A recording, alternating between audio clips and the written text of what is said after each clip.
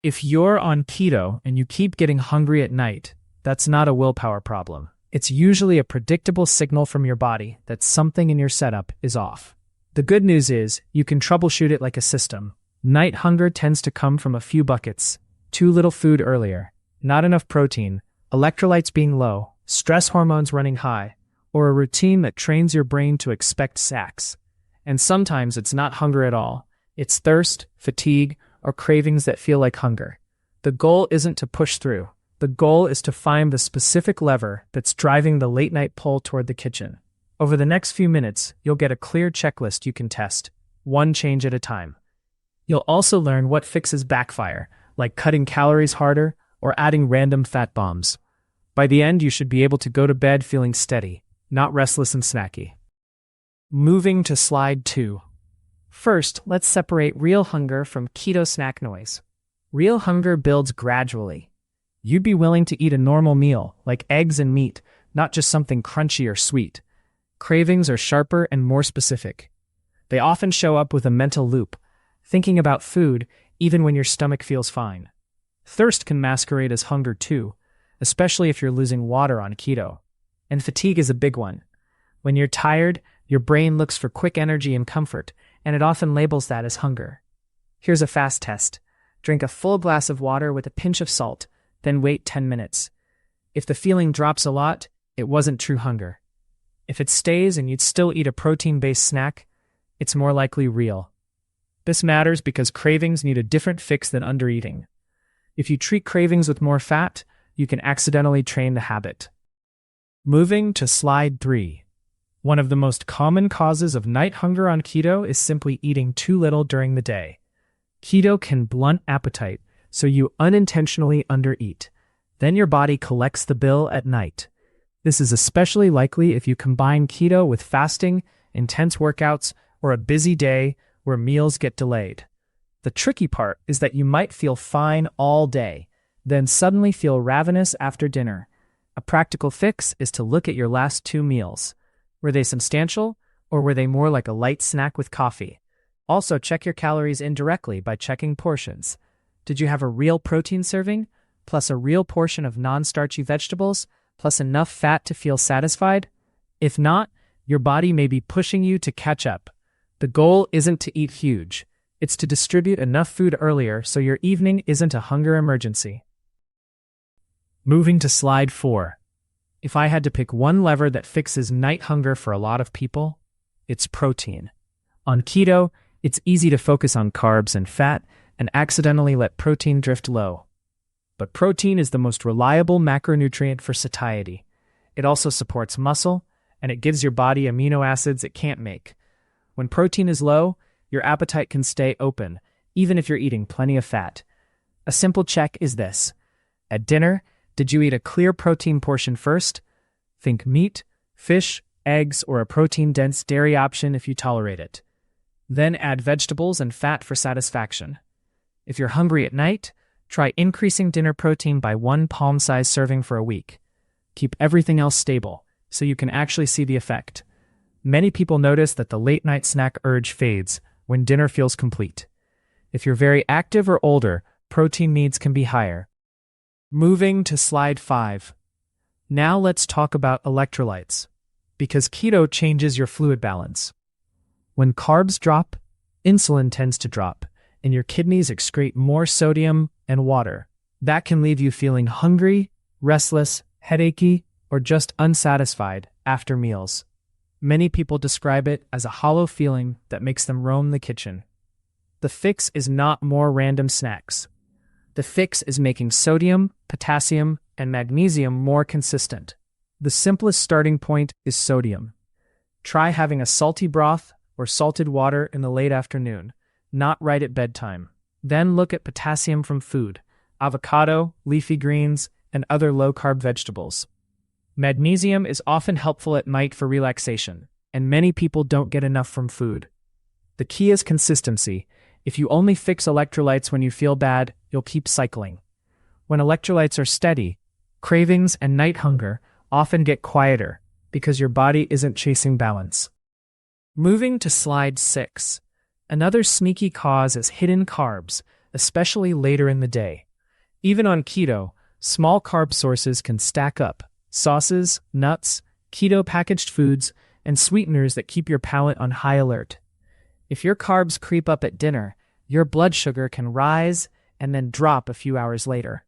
That dip can feel like sudden hunger, even if you ate enough. This doesn't mean carbs are evil. It means your personal carb threshold might be lower than you think, or the timing is working against you. A useful experiment is a clean dinner for a few nights. Whole foods, no sweeteners, no keto desserts, and keep nuts minimal. Choose a simple protein, a vegetable, and a straightforward fat like olive oil or butter. If night hunger improves quickly, you've found a lever. Then you can reintroduce items one at a time and see what triggers the late-night appetite rebound. That's how you make keto sustainable without guessing. Moving to slide 7, let's hit fat intake, because this is where keto advice gets confusing. If your goal is fat loss, fat is not a target you must hit at all costs. But if your meals are too lean, you may feel physically unsatisfied and start hunting for snacks later. The best way to think about fat is as a satiety tool. You add enough to make meals satisfying and stable, not so much that you're constantly grazing. A common pattern is a lean protein dinner with vegetables, then a strong urge for something an hour later. In that case, adding a moderate amount of fat to the meal, like olive oil on vegetables or a richer cut of meat, can reduce night hunger. On the other hand, if you're already eating lots of added fats and you're still hungry, the issue is often protein, electrolytes, or habit. So the fix is not automatically more fat. It's right amount of fat in the right place. Moving to slide 8. Stress is a major driver of night hunger, and keto doesn't make you immune to it. When stress is high, cortisol can rise, and that can increase appetite and cravings, especially in the evening when your guard is down. You might notice it as a wired but tired feeling. Your body wants something soothing. Food is an easy lever, so your brain reaches for it. The fix here is partly nutrition and partly routine. Nutrition-wise, don't combine very low calories with high stress. That's a common recipe for nighttime hunger. Routine-wise, create a short downshift window after dinner. 10 minutes of light movement, a warm shower, dimmer lights, or a calming drink can help. Also watch stimulants. Too much caffeine or caffeine too late can push stress hormones up and sleep quality down, and poor sleep itself makes hunger hormones harder to regulate. If night hunger is tied to stress, the solution is not stricter rules. It's more recovery. Moving to slide 9. Sleep deserves its own slide, because it's one of the strongest predictors of late-night eating. When you're sleep-deprived, studies show hunger and satiety signals can shift. You feel hungrier, and you feel less satisfied from the same meal. On keto, that can look like, I ate dinner, but I still want something. Also, the later you stay up, the more opportunities you create to snack. So fixing night hunger sometimes means changing bedtime, not macros. Start with a simple rule. Set a consistent kitchen close time, not as punishment, but as a boundary that supports sleep.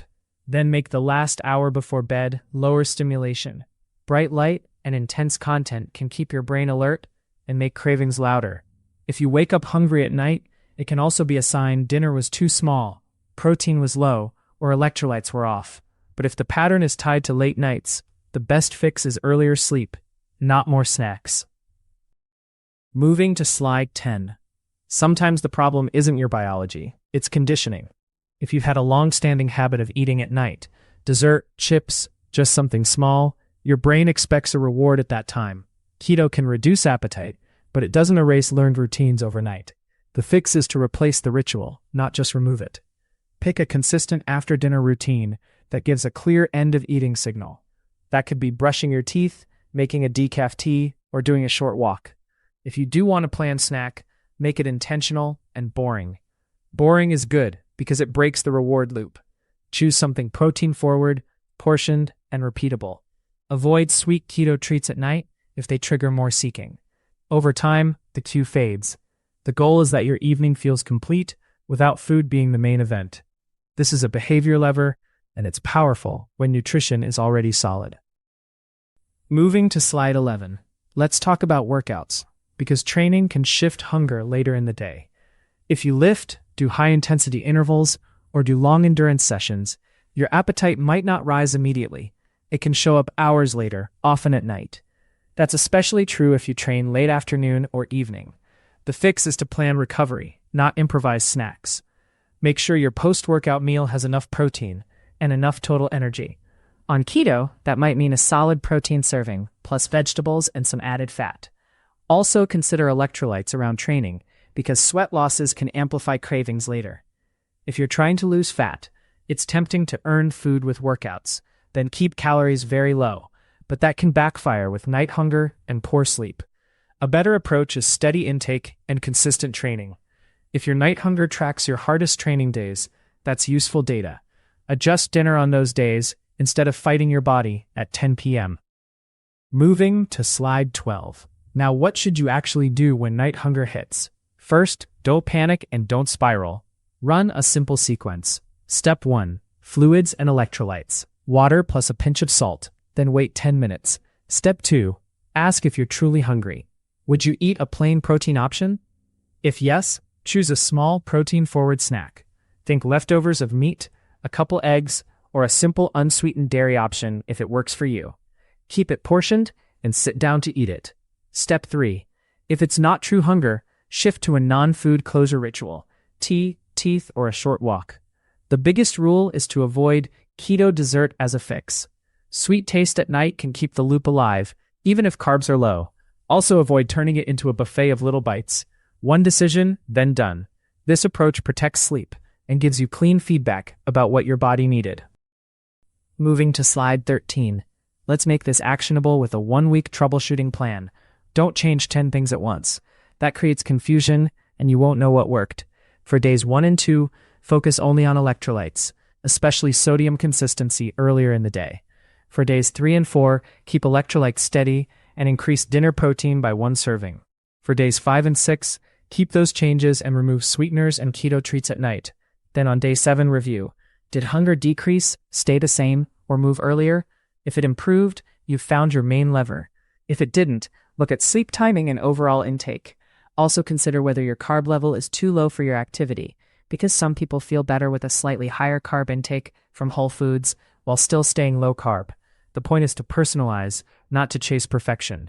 When you test changes in a calm way, night hunger becomes a useful signal instead of a nightly battle. Moving to slide 14. A quick note on when night hunger might signal something bigger. If you're consistently waking up shaking, sweaty, or feeling unwell, that's not something to ignore.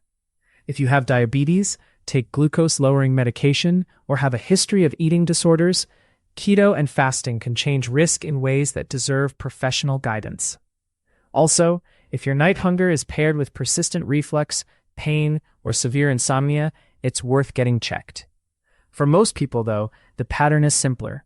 Protein is low, electrolytes are inconsistent, sleep is short, stress is high, or the evening routine is wired for snacking.